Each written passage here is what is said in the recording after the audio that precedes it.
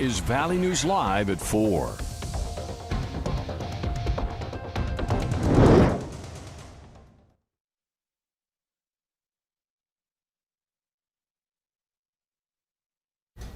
We begin this afternoon with breaking news. Part of Highway 2 is closed because of a large grass fire. Highway 2 is closed from 140th Avenue Southwest, about 12 miles east of Crookston, to Highway 32. Officials are asking you to avoid the area as they work to put out that fire. Dry, windy conditions mean fire danger is high. Meanwhile, crews are battling another fire, this one near Harwood. Valley News Team's Aaron Walling joins us live with the latest. Aaron. Thanks, Stacy. We're here in Harwood, where it is a hot and windy day, a perfect combination for fires. Now, if you take a look back there, it is what to be believed a shop. It is not a home, according to officials on scene. There are crews from Mapleton, West Fargo, and Harwood here battling the flames. The air is heavy with smoke. We do not know much more information than that, but currently the crews are still battling the fire that started around before 3 p.m. For all information that we have right now, we also do know that currently more and more crews are coming in. They are grabbing water from local farms and trying to battle this flame. Live in Harwood, Aaron Walling, Valley News Live. All right, thanks so much, Aaron. It can be a race against the clock to battle flames on days like today. Here to give us a look at conditions now is meteorologist Nathan Hopper. Nathan. Send it back.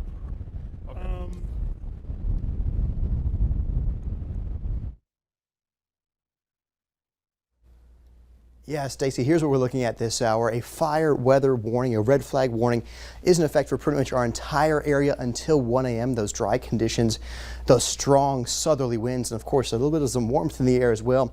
As we're seeing the red counties here are where that fire weather warning is.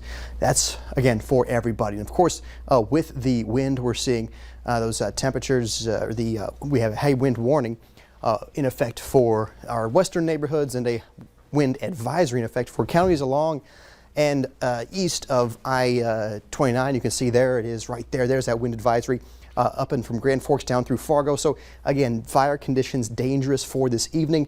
And of course, let's get a look at those wind gusts. We'll see just how windy things are at this hour. There is those winds. We'll take a look there. This has to load just a little bit when that data comes in. There you go. As you can see, gusts in Jamestown, 46 degrees, Oaks, 40 degrees. It's gusty out there, folks. Again, if you can, limit your burning.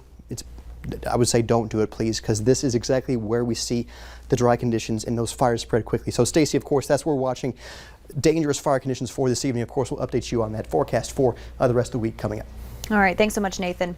We're learning more about what led up to a shooting in West Fargo last week where a 12-year-old boy was shot in the leg. Today, 2 more people have a warrant out for their arrest. 20-year-old Jamon Walker of Glendon and 21-year-old Leotis McGee Jr. of Fargo.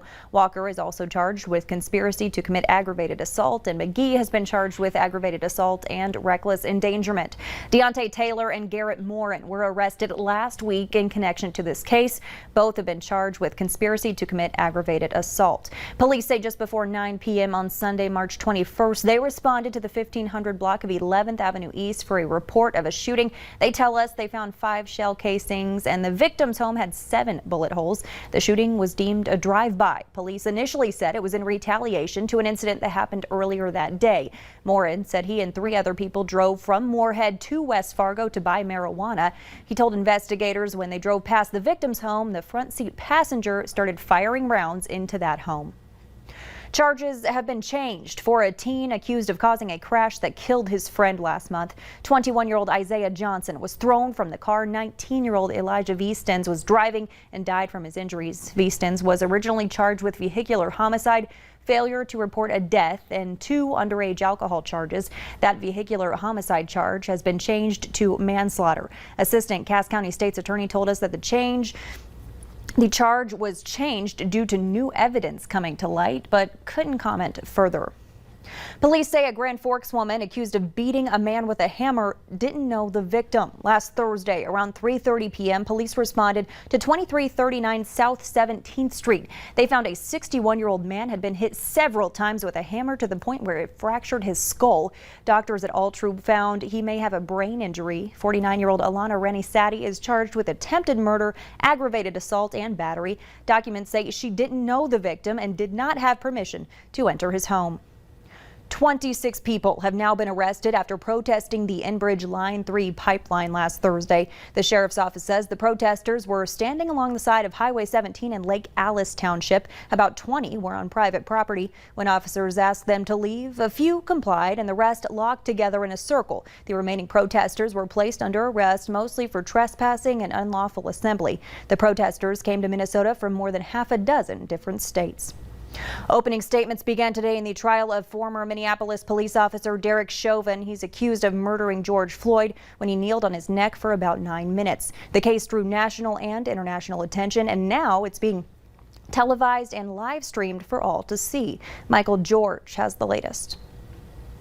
Mr. Derek Chauvin betrayed this badge. Prosecutor Jerry Blackwell began his case against former Minneapolis police officer Derek Chauvin with the most powerful piece of evidence.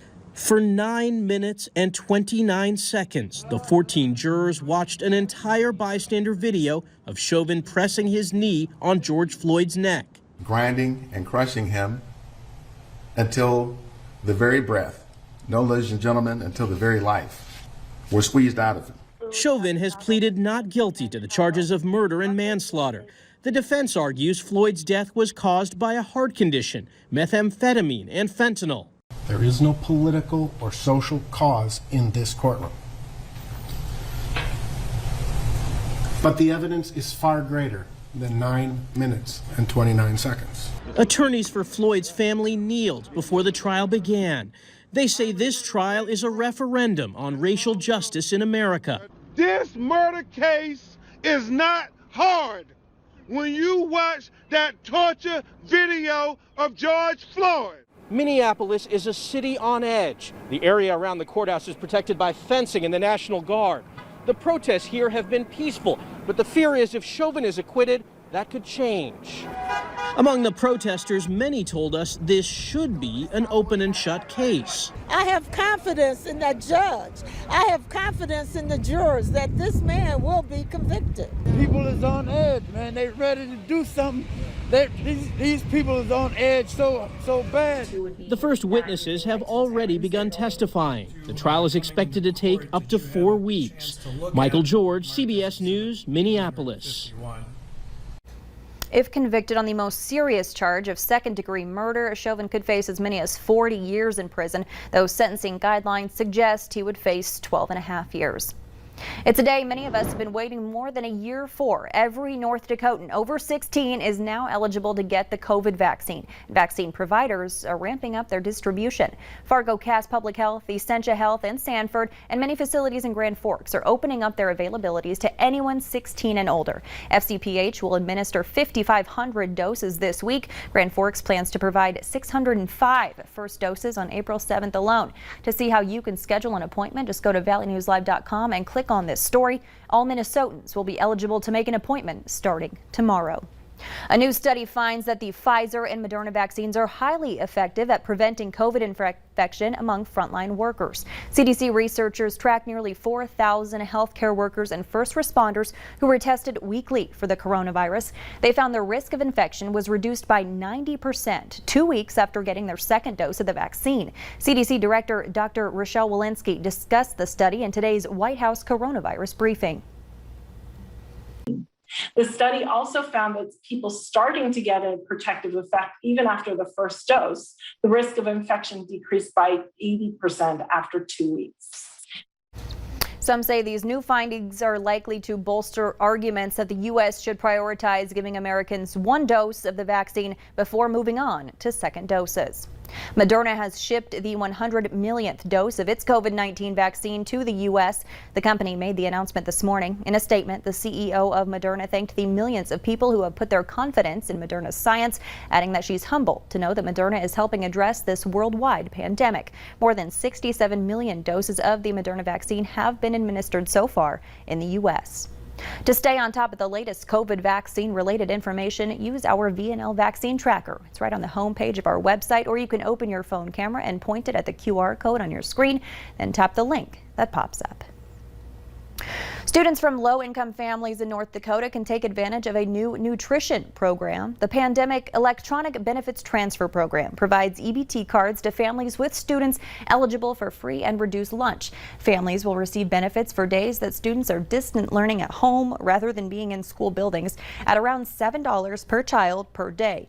The Department of Public Instruction estimates that more than 31,000 students will qualify. Eligible families don't need to apply. They'll get a letter notifying them about the program. The Biden administration is extending a moratorium on eviction of tenants who are unable to pay rent. The extension runs through June 30th. In order to be eligible, renters must demonstrate that they've sought government help to pay rent, declare that they can't pay because of COVID-19 hardships, and affirm they're likely to become homeless if evicted. According to a Census Bureau survey, more than 10 million Americans are behind on rent or mortgage payments. More than 5 million say they are at risk of eviction or foreclosure.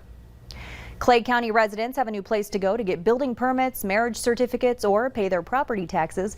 The county's new government center opens in Moorhead today. It's at 3510 12th Avenue South. The new space will house the several offices that used to be in the Clay County Courthouse complex. The new government offices are open Monday to Friday from 8 a.m. to 4:30 p.m. The Bison are scheduled to be back at home at the Fargo Dome this weekend as they take on South Dakota State. Join us Saturday at 1:30 for the pregame show. We'll take you right up to the 2:30 p.m. kickoff. You can catch all the action on KVLY.